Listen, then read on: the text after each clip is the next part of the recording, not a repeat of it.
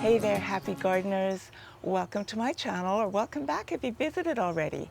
I'm Fionuala, and I live, garden, and work in Zone 9B, beautiful Northern California, just outside of Petaluma.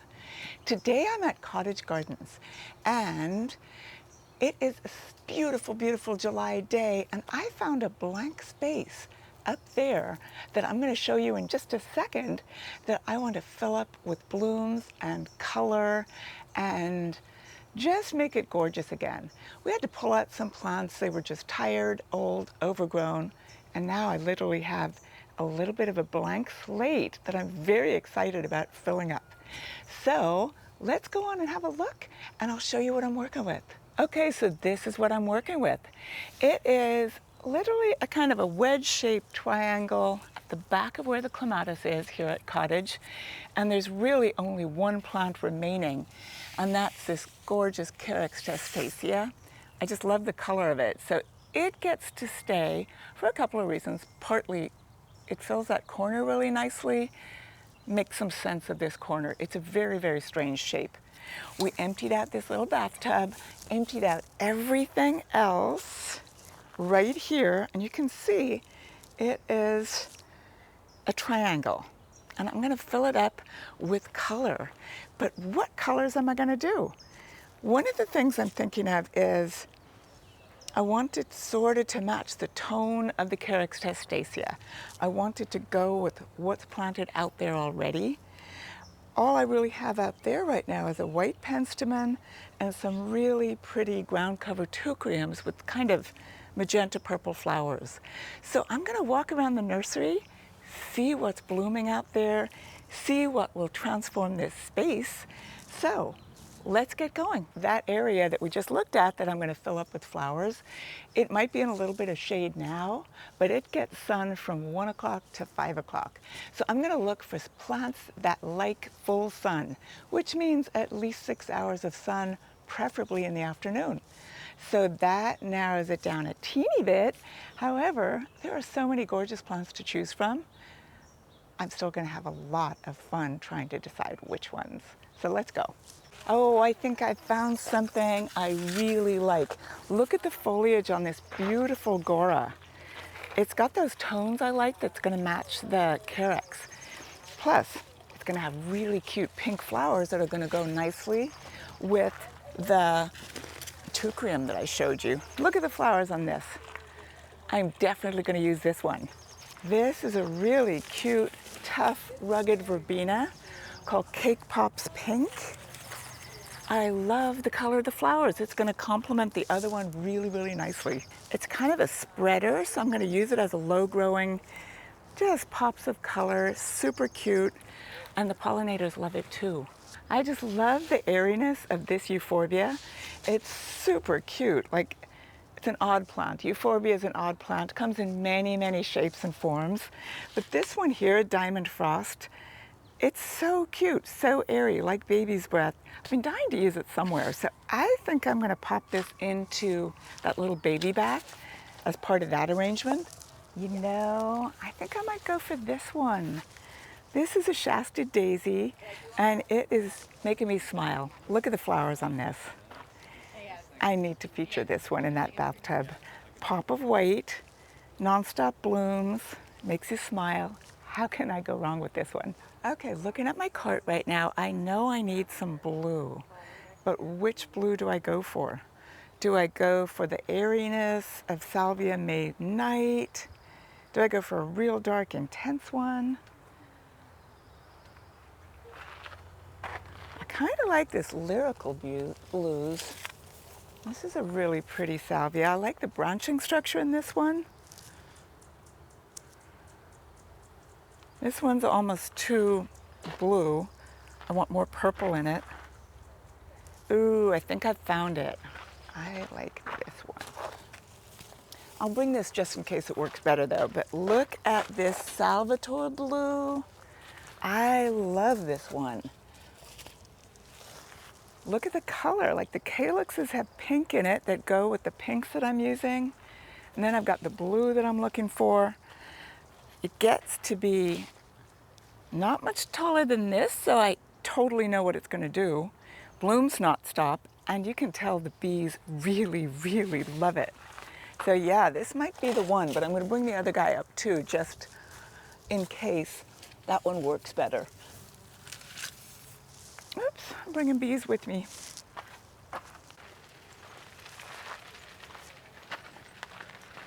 It's a process. You're not going to get it right first time, but if it looks good on your cart, it's probably going to look good in your garden too. Okay, so I've got a really nice cartload of plants, a couple extras, a couple I'm undecided about, and now it's time to start placing them and see what it looks like visually. It's all about, does it please your eye? Does it look good when it's in place? So I'm going to start with the bathtub. We're going to start with that one and see, is it going to look the way I envisioned it? And here's the thing, it's all an experiment. If you don't get it right the first time, switch it out. But this is where placing them is really important. Have a look. Does that look good? Yes, it does. I like the way it looks, but I think it needs a little pop of yellow. So I'm going to keep that in my head and go from there. All right. Now I've got my pinks.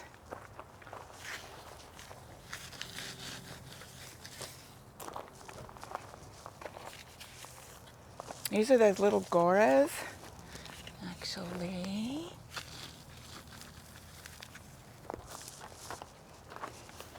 the little Belletzia pink, so pretty. I love the texture of it. The foliage is great. The flowers are beautiful.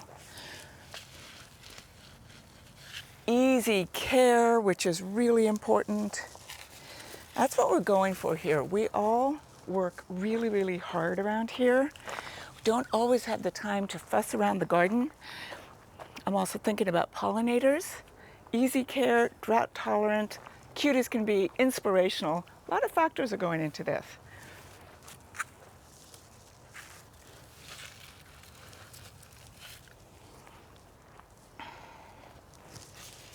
Okay, let's test these out. Do I like this one better or this one? I mean, they're both really great. I'm not even sure what's going to help me decide between the two until I place them. This one is a Salvatore blue. This one is a lyrical blue. They're both gorgeous. This one's a little airier, you can see. That one's a little more upright. Might go for that one. But let's actually stand back and look. Yeah, I think it's that one. Okay. I'm going to do multiples. There's a kind of a rule, there is a rule out there in the gardening world about planting in odd numbers. I don't always stick to that, but in this case it makes total sense. So we're going to do 3 of the beautiful Salvatore blue. This is coming together really, really nicely. But it definitely needs something. Definitely some yellow. And maybe a little more height over there. Okay, let's go find some yellow. Okay, I was headed up towards the yellow flowers, and then my eye was caught by this. We can go with yellow foliage too. Now, strictly speaking, this little cutie is more like a chartreuse than a yellow, but it's doing exactly what I want, that pop of color. And I really like the texture as well. This is Sedum Angelina, a really great, easy to grow pop of yellow. So I'm going to grab a few of these. Let's see where I should put them. Nah, I think that needs a flower. But right here, that is going to be so cute right there. Over here. I just might need a couple more. Okay, a couple more of those, and let's find some yellow flowers. This Sundrops is certainly yellow, but I think it might be a little too intense for what I'm looking for. So let's see what else there is.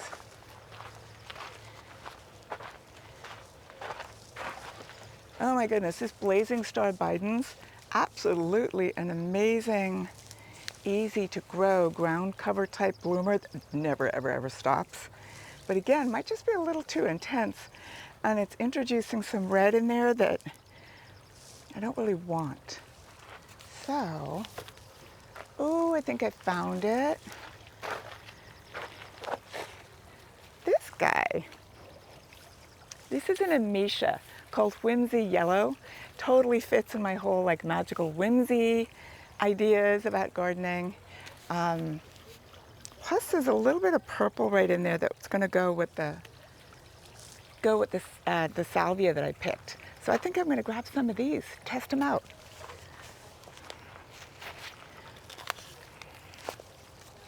Okay, let's go. Ooh, what if I need pink though? I'm just going to check to see if maybe pink is needed instead in the spot that I'm thinking of. I don't think so, but let's see. I mean, this is a cool Nemesia. It's called Tutti Frutti. Another really fragrant one. Really intriguing colors. But it's kind of lost in there and is not pulling in the yellow from the Sedum Angelina that I wanted to do. So I think that's going to go on my reject cart. And, oh yeah. This one's making me smile. I think I've found it.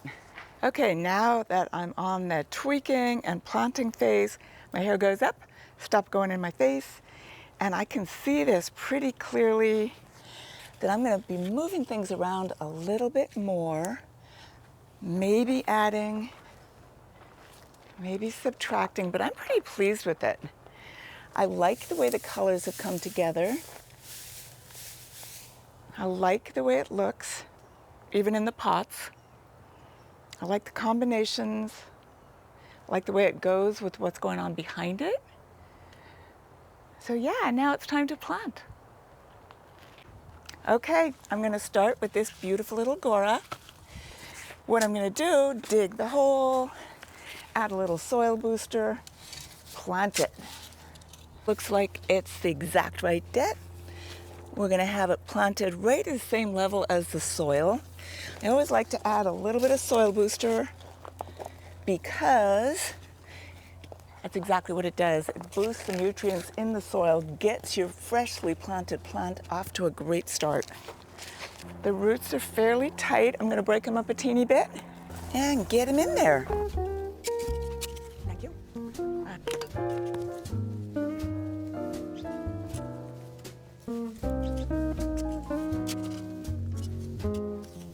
Good roots on this one.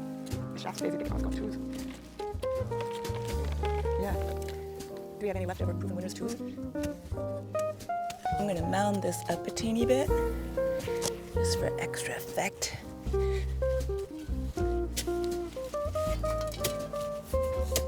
Make sure the roots are well in contact with the soil so that they can access all the nutrients that they need.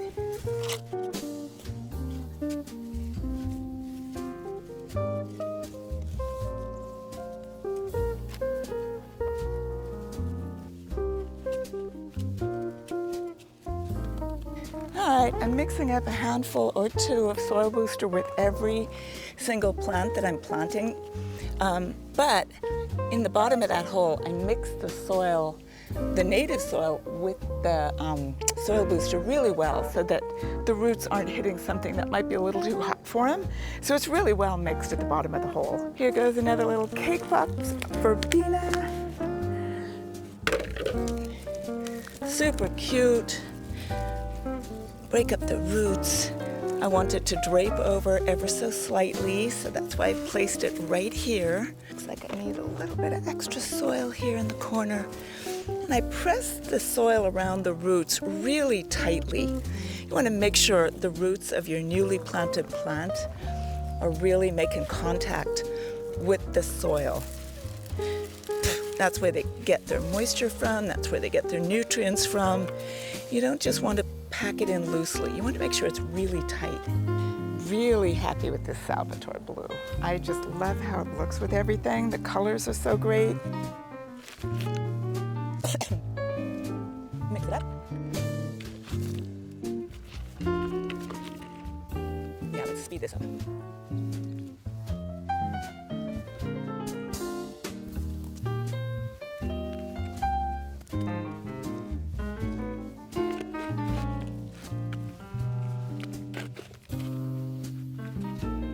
Okay, now for the sedum angelina and that bright pop of color. Now this one I'm not adding any soil booster. Most succulents don't like a lot of extra nitrogen and can get a little buggy. So I'm just gonna leave it without the soil booster. I just love how it makes the colors around it pop. Totally love the contrast in color and how it brings out the yellow over here. I think I'm gonna add an extra one or two.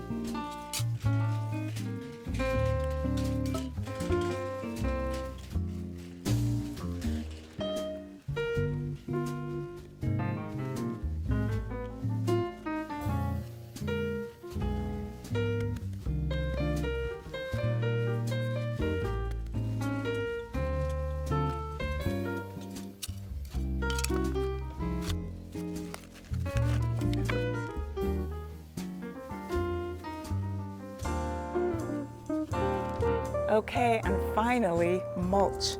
I've got everything planted. I moved things around ever so slightly, added a bit, took away a bit, but I'm really happy with the way it looks. And now it's time to mulch. Now, as I've told you before, mulch is for multiple purposes. Keeps the weeds down, completely finishes the look, so it's super attractive. But the other thing it does is conserve moisture. And here we are in the middle of July. If you don't want to conserve moisture in the middle of July, I don't know when you would. It's extra important right now to be conserving moisture. Make sure any moisture you do put on it goes to the roots of your plants, stays in the soil so they have access to it. And yeah, but look, it actually makes it look really, really great. And there you have it. I hope you enjoyed this video. I hope you enjoyed watching what the process is. To be honest, this took me a day or two. Not so much the actual work, but the day or two of walking around it, trying to figure out what it is I really wanted to see in here.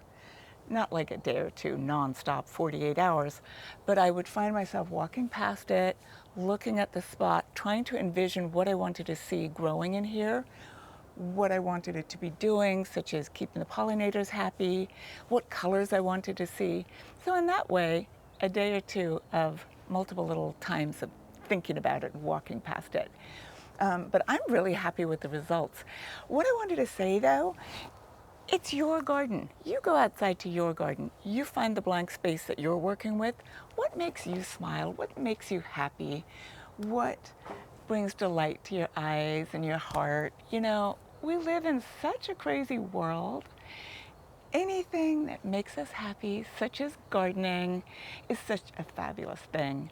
Another thing gardening does for me is it links me to the past, to my dad, who is an incredibly avid gardener, to my sister in Ireland, who's also, she's not in the past, she's over there gardening like crazy now. It keeps us all united in a really wonderful way. And honestly, I live it, breathe it, love it. And I garden any spare minute that I have between at home or here, just trying to make things more delightful, you know? Not a bad thing to be doing. So, have yourself a wonderful day. Hope you enjoyed the video. Hit the like button if you did. Share it. Come by and have a look at the garden here at Cottage Gardens. Shoot me a comment or a question anytime. Visit me on Facebook, Instagram. Here at Cottage Gardens, most of all, is the most important thing. Okay? Happy gardening.